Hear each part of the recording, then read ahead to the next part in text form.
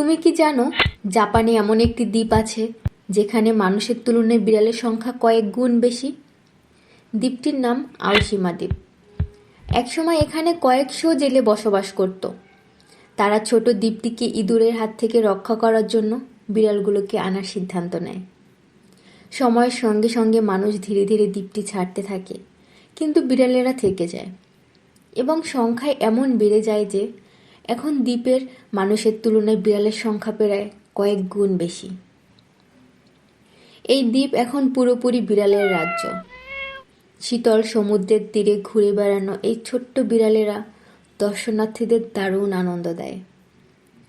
পর্যটকরা শুধু বিড়াল দেখতে এখানে আসে, ছবি তোলে আর কিছু সময় শহরের চাকা থেকে দূরে চলে আসে।